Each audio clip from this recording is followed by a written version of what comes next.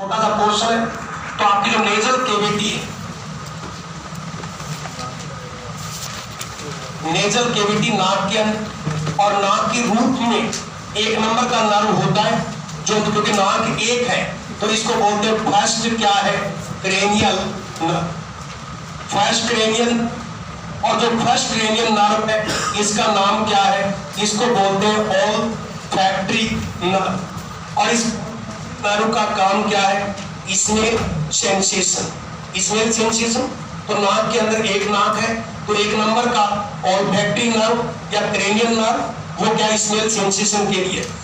आपको पता nasal cavity के अंदर क्या होती, सीलिया होती, सीलिएटेड कॉर्नर इपिथेलियल सेल होती, बीच जो म्यूकस सिक्रेटिंग सेल है, तो बाहर से जो भी डस्ट आएगी नाक के अंदर म्यूकस के साथ अडेयर हो जाएगी और उस डस्ट में से, उस हवा में से डस्ट जो है क्लियर हो जाएगी। और मैंने बताया था बाहर से जो एयर आएगी नाक उसका क्या है, फिल्ट्रेशन का काम करती है, डस्ट को रिमूव, क्योंकि नाक के अंदर बारीक बारीक एयर है वो भी हटाएंगे। इसके अलावा उस हवा को क्या है, गर्म करने का काम भी करती है, वार्मिंग का, और मैं कहूंगा ह्यूमिडिफिकेशन,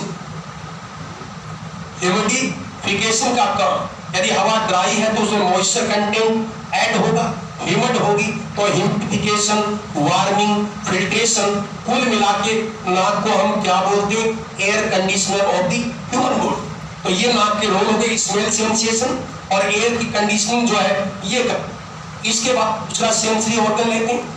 दूसरा सेंसरी ऑर्गन क्या, आपकी जीभ, टंग। और टंग के अंदर मैंने बताया पीछे की तरफ कौन सी बोन से जुड़ी है, तो आपको पता हायोड। और हमारी जीभ के ऊपर 3 नर्व मैंने लिखे थे, एक आपको 7 नंबर लिखा था जिसका नाम फेशियल होता है, एक लिखा था जो यहाँ है ग्लोसोफेरिंगल, और उसके बाद में यहाँ पीछे क्या है 12 नंबर जिसका क्या, हाइपोग्लोसस क्रेनियल नर्व। और यदि आपसे पूछे क्रेनियल नर्व का ओरिजिन कहाँ होता है, तो ब्रेन से। क्रेनियल नर्व सीधे आपके क्या है, ब्रेन से कनेक्टेड है, बीच में कोई गैप नहीं है। आता क्वेश्चन कि क्रेनियल नर्व का ओरिजिन कहाँ से ओरिजिन होता है, तो 12 नंबर का नर्व आपको तो क्या है, हाइपोग्लोसल नर्व। इसका काम क्या, जीभ का मूवमेंट, और जीभ का जो मूवमेंट है वो आपके बोलने में हेल्प करता है। जीभ पकड़ लो आवाज नहीं निकले, तो जीभ का मूवमेंट आपके बोलने में हेल्प करता है। जीभ का मूवमेंट आपको खाना चबाने में, खाने को निगलने में हेल्प करता है, किसी को जीभ दिखाने में भी हेल्प कर। तो ये हाइपोग्लोसल नर्व। और 9 नंबर के नर्व मैंने क्या कहा था, सेंसेशन के लिए। तो जीभ का काम क्या है, ये सेंसेशन का। दूसरा आपका खाने की चीविंग में हेल्प है, खाने के स्वेलिंग में हेल्प है, स्पीच का काम है। फिर मैंने आपको बताया टंग के ऊपर क्या हो, टेस्ट बर्ड्स होती, और टेस्ट बर्ड्स किसमें प्रेजेंट, पैपिला में प्रेजेंट थी।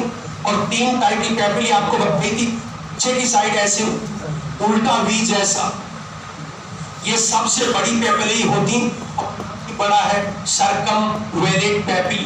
तो ये वाली जो है ऐसी सबसे बड़ी पैपिली होती है जिसको क्या बोलते हैं, सर्कमवेलेट, सर्कमवेलेट पैपिली के सबसे, और ऐसे उल्टी शेप की होती। और आंख के पीछे की, सॉरी आपके टंग के पीछे की तरफ कैसा टेस्ट आता है, बीटर कड़वा टेस्ट, पीछे उसके लिए रिस्पॉन्सिबल होती। फिर मैंने आपको ये भी बताया पिंकिश होता है, ये किसकी वजह से पिंकिश है, पता ही इन्फेक्शन हो रहा है ऐसे समझ लेना। और इन्फेक्शन से क्या है, फंगी फॉर्म, फंगी फॉर्म क्या है, पैपिली। तो फंगी फॉर्म जो है पैपिली, इनकी वजह से जीभ के आगे का पोर्शन क्या है, पिंक है, और आगे के पोर्शन से क्या, कौन सा टेस्ट देखते हैं, स्वीट एंड साल्टी। तो स्वीट और साल्टी टेस्ट के लिए रिस्पॉन्सिबल। तो जीभ में देखो मैंने पीछे की तरफ सर्कमवेलेट पैपिली, साइड में सबसे बड़ी उल्टे वी के आकार में अरेंज है। फिर दूसरा काम जीभ का जो डीप पोर्शन है, और यहाँ साइड में भी होंगी कौन सी, फंगी फॉर्म। तो यहाँ आपने कहा स्वीट एंड साल्टी, साइड में कैसा टेस्ट आता है, सार, खट्टा टेस्ट कहाँ आता है, साइड में कैसा टेस्ट आता है, सार, बीटर कैसा आता है। अब छोटे बच्चे थे स्कूल से आते थे, रसोई में गए और कोई जैसे पाउडर दिखा सफेद, तो चीनी है, चीनी निकालो, ऐसे निकाल के चेक किया, फिर आपको मीठा लगा, कड़वा लगा, उसके हिसाब से आपने तय किया। तो स्वीट और साल्टी के लिए ये वाला पार्ट फंगीफॉर्म। और जीभ में चारों तरफ इसके अंदर एक पेपिली और होती जो टेस्ट सेंसेशन के लिए रिस्पॉन्सिबल नहीं है, पूरी जीभ में भरी रहती हैं, उनका भरी रहती है। क्या फील्ड है, क्या आप बोलेंगे फील्ड।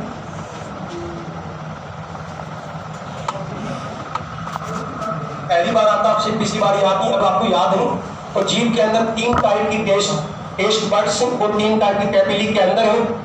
इनके अंदर कीमोरिसेप्टर होते हैं, जो खाना खाते हैं उनके केमिकल डिटोन होते हैं, और केमिकल में से इलेक्ट्रिकल सिग्नल में कन्वर्ट होकर आपके ब्रेन तक जो है वहां जाता है। तो ये सर्कमवेलेट है, पूरी जीभ में फील्ड है, फिलीफॉर्म, लेकिन ये क्या टेस्टलेस होती, कोई टेस्ट शो नहीं करती। और ये आपकी क्या फंगीफॉर्म पेपिली। और टंग का काम जो कि आप बोलते हैं तो आपको स्पीच में हेल्प करती, खाना निगलने में हेल्प करती है, इसी तरह से खाने को चबाने में इधर से उधर, इस दांत के उधर दांत के पास ले जाना, इसमें हेल्प करती।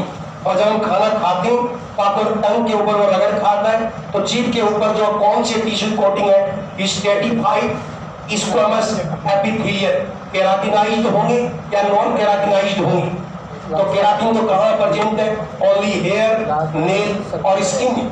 तो हेयर, नेल, स्किन में स्ट्रेटिफाइड एपिथेलियल टिश्यू, लेकिन वो होंगे केराटिनाइज्ड। जो मैंने आपको बताया था, आपकी ओरल कैविटी में चाहे वो टंग हो, चाहे आपका एपिग्लोटिस जो ढक्कन होता है वो हो, चाहे वेजाइना हो, यहाँ जो टिश्यू वो कौन से हैं, वो केराटिनाइज्ड, सॉरी नॉन केराटिनाइज्ड, और क्या है स्ट्रेटिफाइड एपिथेलियल टिश्यू जो है वो प्रेजेंट होते। पार्ट बचे क्या है, स्किन, और एक क्या है आपका ईयर के बारे में। मैं थोड़ा सा 2 मिनट बताता हूँ आपको, ग्रोसी यहीं से बता देता हूँ, बाकी डिस्कशन कल करेंगे। हमारे ईयर का जो बाहर वाला जो पार्ट होता है, इसको क्या बोलते हैं, ओरिकल, या इसी का दूसरा नाम है पीना। क्या बोलते हैं, ओरिकल या इसका पीना।